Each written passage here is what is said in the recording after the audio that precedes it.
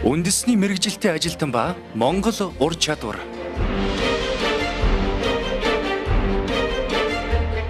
Монгол ур чадвар дэлхийд өрсөлдөнө.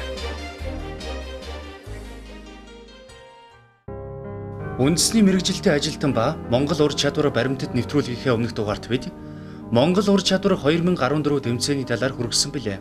Энэ удаад харин ажил мэргэжлийн чиг баримжаа гэж юу болох, тэр боловсролыг хэрхэн болох талаар хүргэе.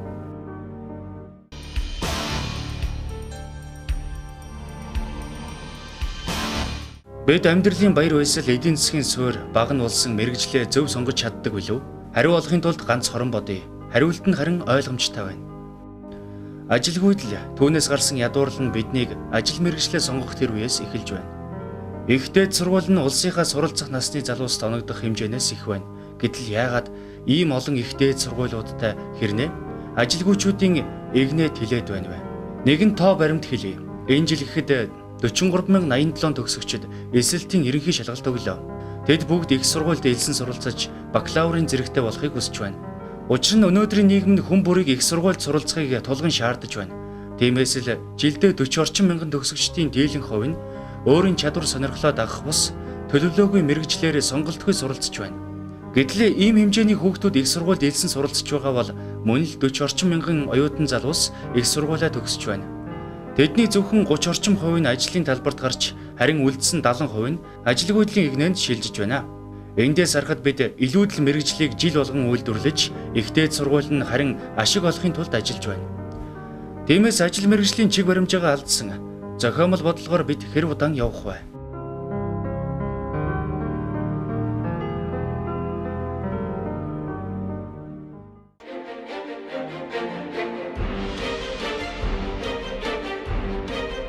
Үндэсний мэрэгжилтэй ажилтан ба Монгол ур чадвар.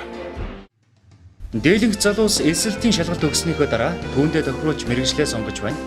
Би энэ мэрэгжил сонирхолтой билүү? Энэ миний чадах зүйл мөн билүү гэдэг дээр бодох сөхөөгүй сурцгааж байна. Гэтэл Монголын ихтэй сургуулийг ажилгүйчүүдийг бэлтгэх дамжаа болохгүй тулд мэрэгжлээ сонгон суралцах гэж байгаа дүүнерт ажил мэрэгжлийн чиг баримжаа олгох бодлого өгүүлэгдсээр ирлээ. Буруу зүйлийг засч зөв зүйлийг дэмжих сэтгэл бидэнд байна. Хөдөлмөрийн яам Германы засгийн газрын хамтарсан төслийн хүрээнд ажил мэргэжлийн чиг баримжаа олох зөвлөгөө гэсэн хөтөлбөр хэрэгжиж эхэлсэн. Монголд өмнө нь байгаагүй хөтөлбөрийг төр засгийн хэмжээнд санаачлан эхлэлийн тавьсан олон улсын байгууллагад бид талархах хэрэгтэй. Ажил мэргэжлийн чиг баримжаа олох зөвлөгөөний гол үндсэн хэсэг юу байх вэ гэхээр нэгдүгээр хувь хүн дээр суурилж байна тийм ээ. Хувь хүний боломж, бололцоо, чадвар, сонирхол, чадамж.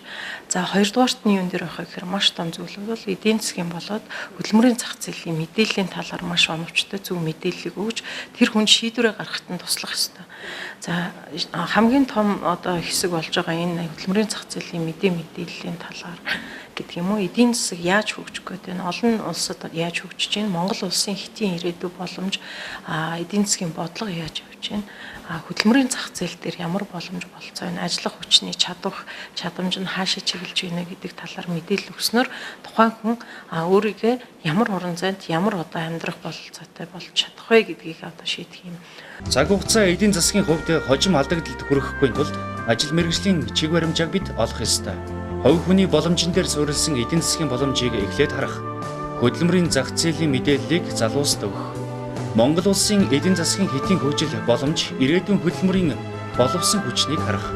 Ийм шалгуурыг бид бүдэг бадаг тавьдагч мэргэжлийн зөвлөгөө бидэнд байсан билүү?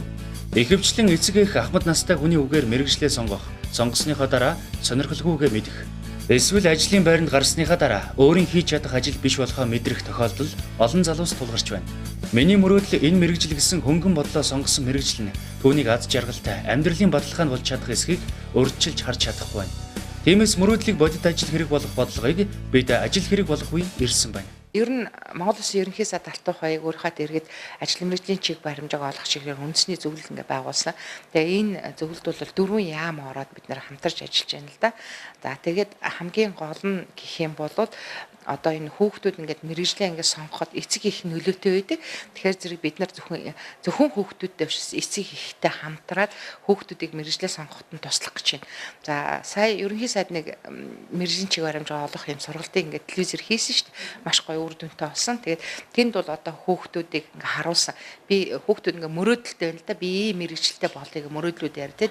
Энэ чиг баримжаа олгосны дараа хүүхдүүд шал өөр би одоо энэ мэрэгжлийг сонгох юм бол надад илүү хэрэгтэй байна гэдэг юм одоо гаргаад байна. Тэгэхээр хүн болгон бол өөрийн авьяастай мөрөөдөлтэй байдаг. Тэр мөрөөдлийг яг бодит амьдрал болгож тулгуурлаж ирээдүйд би одоо ямар салбарт хүчээс сорьсон ийм гоё хүн болох вэ гэдэгт их одоо чиглүүлэгдэл чухал байна. Ажил мэргэжлийн чиг баримжаа олгох зөвлөгөө нь мэдээж тухайн хүний чадвар сонирхолд суурилан явагдах учиртай. Тухайн хүн ирээдүйд энэ мэргэжлийг эзэмшвэл баталгаанд болж чадахгүй зэрэг олон гаргалгааг судлахаар ажиллаж байна. Ингэхийн тулд зөвлөгөө олгох багш нараас илүү их мэдлэг чадвар шаардлагадах учраас зөвлөгөө өгөх багш нарыг сургах мэргэжшүүлэх шаардлага тулгарч байна. Өнөөдрийн байдлаар ажил мэргэжлийн чиг баримжаа олгох чиглэлээ 250 гаруй багш бэлтгэгдэж төрийн болон төрийн бус байгууллага дээр ажиллаж байна. Аймаг болгонд хөдөлмөрийн хэлтс байгуулагдсан ажиллаж байгаа энэ үед түүнд түшгэлсэн ажил мэргэжлийн чиг баримжаа олгох хөтөлбөр хэрэгжиж байна.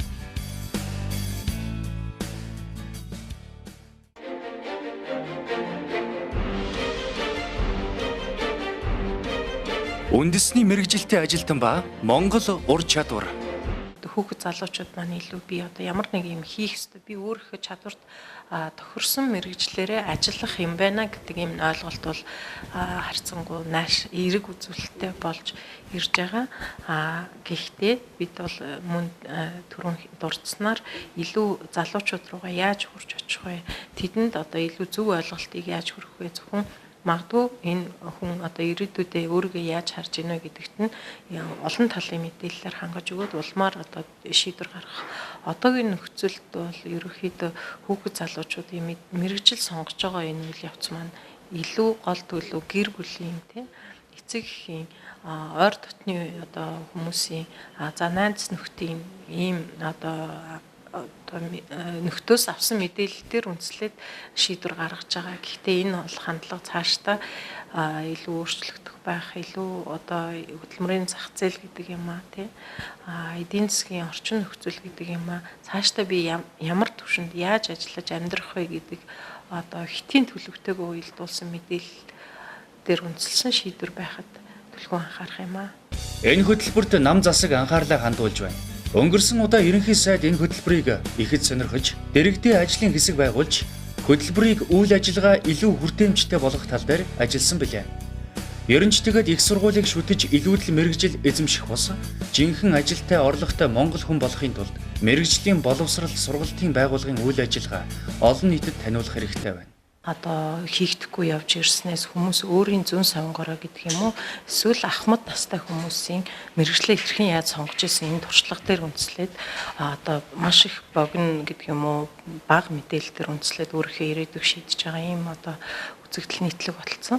За энэ одоо ямар үр дагаврыг гаргаж ийнэ гэхээр үргээд энэ тухайн тэр мэргэжлээ одоо сонирхгүй байх энэ мэргэжил маань өөрт нь одоо тохирохгүй гэдгийг одоо удаан хугацаанд суралцсныхаа дараа гэдэг юм ажил мэргэжлэлээр гарсныхаа дараа мэдрэх одоо өөр мэргэжлэлээр солиё гэсэн юм хандлага гарч ирэх цаашдаа бол энэ ажил мэргэжлэлээр бол илүү ажиллах боломжгүй байна гэж өөрийгөө тодорхойлгоч гэдэг юм уу ийм одоо үр дагавруудыг бол харуулж байгаа. Тийм учраас одоо яг хөдөлмөрийн зах зээл дээр идэвхтэй ажиллах боломжтой хүмүүсийн цаг хугацааны хувьд эдийн засгийн боломжийн хувьд ийм алдагдлалд хүрэхгүй тулд ажил мэргэжлийн чиг баримжааны зөвлөгөө гэдэг юмыг бол хэрэгжүүлэх, хөгжүүлэх шаардлага бол бидэнд гарч ирж байгаа.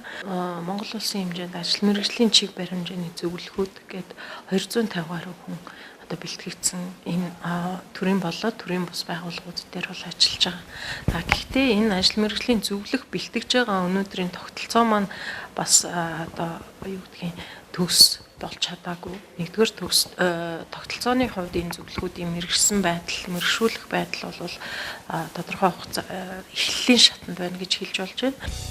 Хуучнаар Темс нэртэй сургуулиуд залуусын анхаарлыг тийм сайн татж чадаагүй.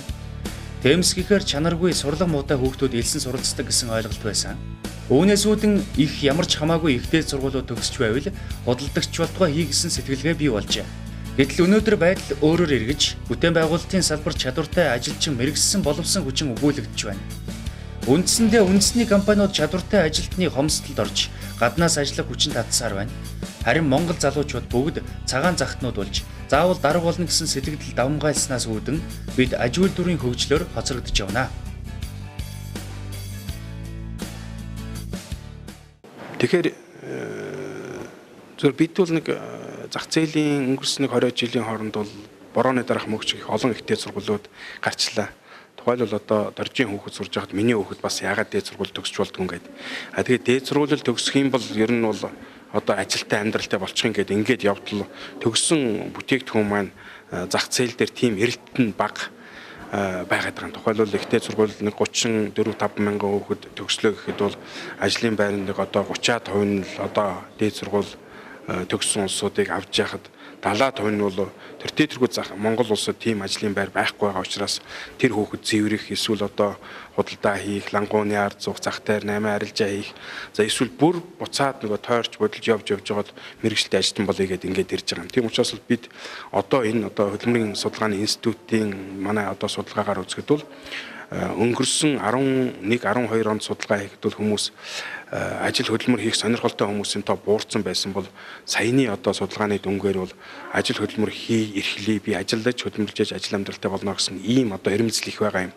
Тэгм учраас бид энэ одоо юу гэдгийг оромбыг, дипломыг шүтэх биш, өөрийнхөө чадах хэмжээний ажил амьдралд нь хамгийн ойрхон байгаа энэ зүйлүүдийг сонгох ёстой. За энэ дээр бол одоо эцэг эхчүүдийн зөвлөгөө хэрэгтэй байна. Ялангуяа дунд сургуульд ерөнхий боловсролын сургуулийг төгсөх ангийн 10-11-р ангид мэрэгжлээ одоо сонгоход нь нэлээд анхаарах шаардлагатай байгаа юм. Эдийн засаг хямарч ажилгүйд ядуурл бий боллоо гэж жил болгон ярьсаар сууна.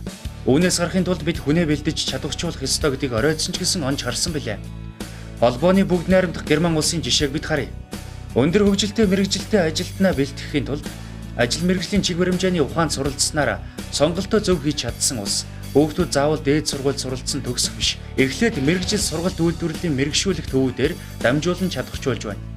Германы эдийн засгийн суурь нь мэрэгжсэн ажилтнанд тулгуурладаг болохоор жилдээ 50 орчим мянган хүүхэд мэрэгжил сургалт үйлдвэрлэлийн төвүүдээр чадварчж байна.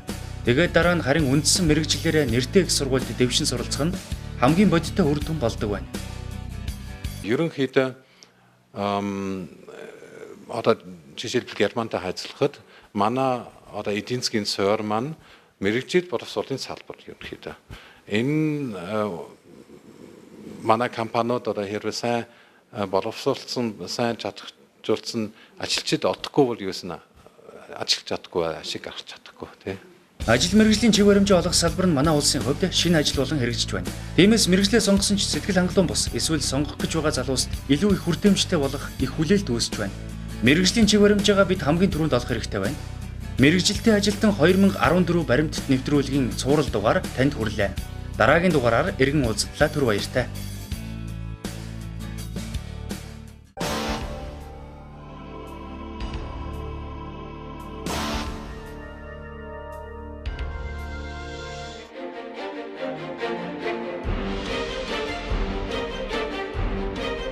Үндэсний мэргэжилтэй ажилтан ба Монгол ур чадвар.